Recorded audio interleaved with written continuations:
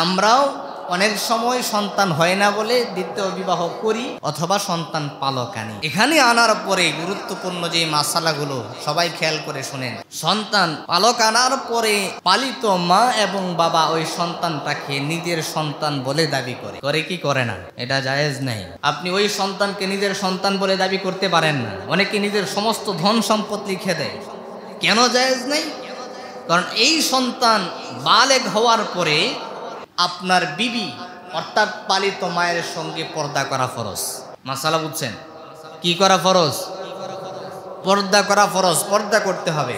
আর ময়দানে মাহশারে আল্লাহ রাব্বুল আলামিন যখন ওই সন্তানকে ডাকবেন তখন বলবেন আব্দুল্লাহ ইবনে আব্দুল কাদির, অর্থাৎ যে মূলত বাবা, জন্মদাতা বাবা, তার নাম ধরে ময়দানে মাহশারে তার পরিচয় বহন করা হবে, পালিত বাবার নাম ধরা হবে না। সুতরাং ওই সন্তানকে নিজের বলে দাবি করা যাবে, পরিচয় করা যাবে না। প্রিয় হাজিরিন, তো ইব্রাহিম আলাইহিস সালাতু ওয়াস সালাম যেহেতু প্রথম বিবি রাজি, বিবাহটা করায় যায় নাকি বলেন? প্রথম বিবির সিদ্ধান্তে ওনার একজন খাদেমা ছিলেন হযরতে হাজারা আলাইহাস সালাতু ওয়াস সালাম, ওনাকে বিবাহ করায় দিলেন। বিবাহ করলেন। এখন তিনি আল্লাহ তাআলার কাছে দোয়া করেন, রব্বি হাবিলি মিনাস সালিহিন।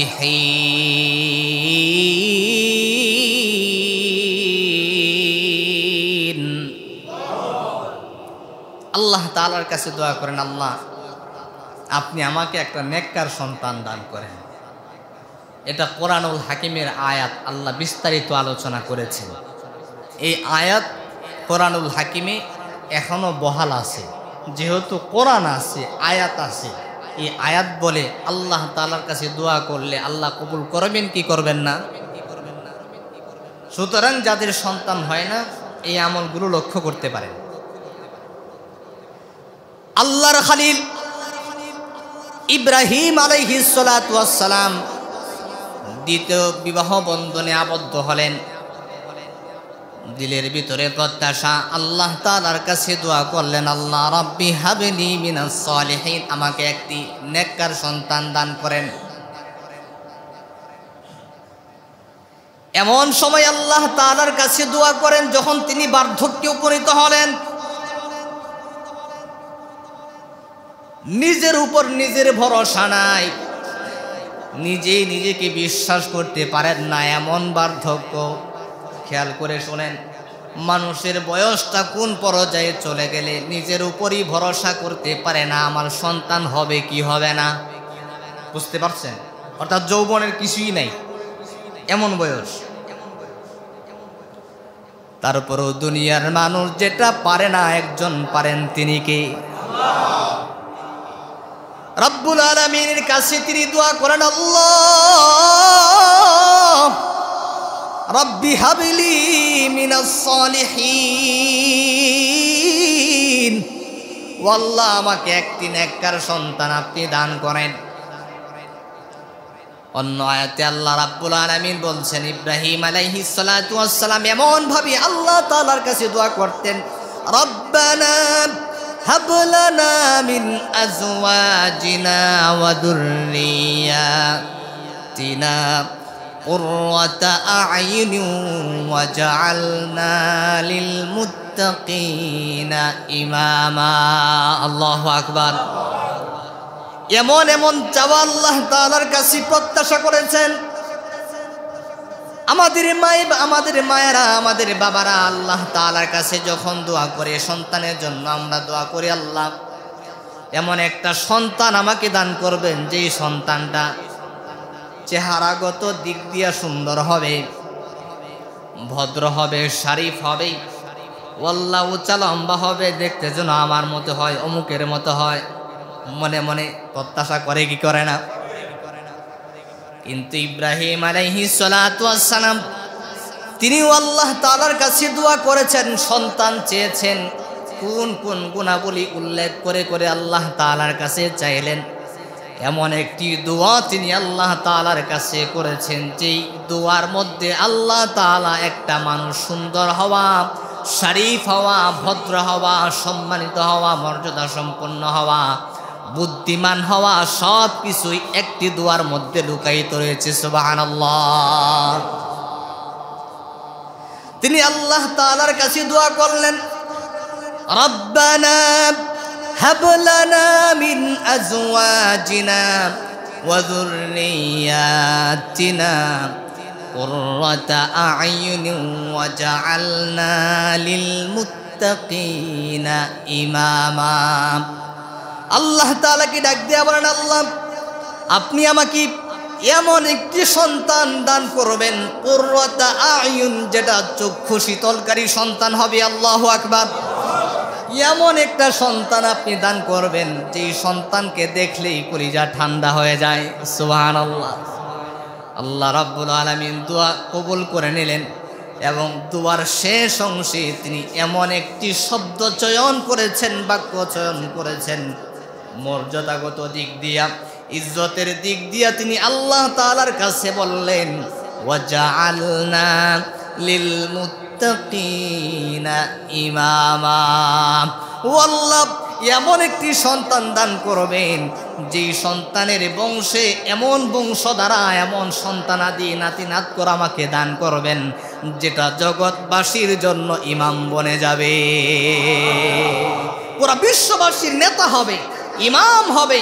ওয়াজআলনা লিল মুত্তাকিনা ইমামা, অর্থাৎ বংশধারায় যিনি অনেক মর্যাদাশীল হবে, এমন একটা সন্তান দিবেন যেটা বংশধারা অব্যাহত থাকবে।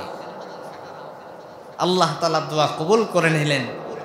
ইব্রাহিম আলাইহিস সালাতু ওয়াস সালামের দোয়া কবুল করে নিয়া ওনাকে আল্লাহ তাআলা ইসমাঈল আলাইহিস সালাতু ওয়াস সালামের মতো একজন চক্ষু শীতলকারী সন্তান দান করলেন এবং ইসমাঈল আলাইহিস সালাতু ওয়াস সালামের বংশে দু জাহানের বাদশা নবী রাহমাতুল লিল আলামিন আমাদের নবী মুহাম্মদ সাল্লাল্লাহু আলাইহি ওয়াসাল্লামকে দান করে দিয়া পুরা জগৎবাসীর জন্য ইমাম বানায় দিলেন। এমন দোয়া করতে হয় আল্লাহ তাআলার কাছে। যেহেতু আল্লাহ তাআলার কাছ থেকে চাইয়াই নিব, তাহলে বড়টা নিব, ছোটটা কেন নিব? ঠিক কিনা বলেন? এই জন্য দোয়া কবুল হওয়ার জন্যে একটা মূল মাধ্যম হলো দোয়ায় বেশি ওয়াসাআত থাকবে। দোয়া করবেন বড় বড়, কোনো ছোট দোয়া না। এবং আপনি নিজের জন্য যেটা বেশি প্রয়োজন, এটা আপনার ভাইয়ের জন্য, সমস্ত মুসলমানদের জন্য আগে দোয়া করবেন। যেটা আপনি অন্যের জন্য বেশি দোয়া করবেন, আল্লাহ সর্বপ্রথম সেটা আপনার হকে কবুল করে নেবে। হযরত ইব্রাহিম আলাইহিস সালাতু ওয়াস সালামের দোয়া কবুল হয়ে গেল। আল্লাহ তাআলা হযরত জিবরাইল আমিনকে পাঠালেন, জিবরাইল যাও আমার খলিল ইব্রাহিমকে গিয়া একটা পুত্র সন্তানের সুসংবাদ দাও। হযরত ইব্রাহিম আলাইহিস সালাতু ওয়াস সালাম আল্লাহ তাআলার কাছে দোয়া করলেন, নেককার সন্তান প্রত্যাশা করলেন, কিন্তু নিজের উপর কোনো ভরসা নাই। ভরসা কার উপর? তিনি জানেন আমি বার্ধক্যে উপনীত হয়েছি, আমার যৌবন নাই, আমি চাইলেও কিন্তু সন্তান জন্ম দিতে পারবো না, কিন্তু আল্লাহ চাইলে সব কিছুই পারেন।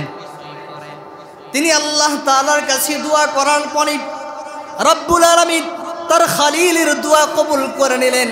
জিব্রাইলকে পাঠালেন, জিব্রাইল যাও বন্ধু আমার খলিলের কাছে গিয়া এই সুসংবাদ দিয়া দাও, আমি তাকে একটি পুত্র সন্তানের সুসংবাদ দিলাম, পুত্র সন্তান দান করলাম।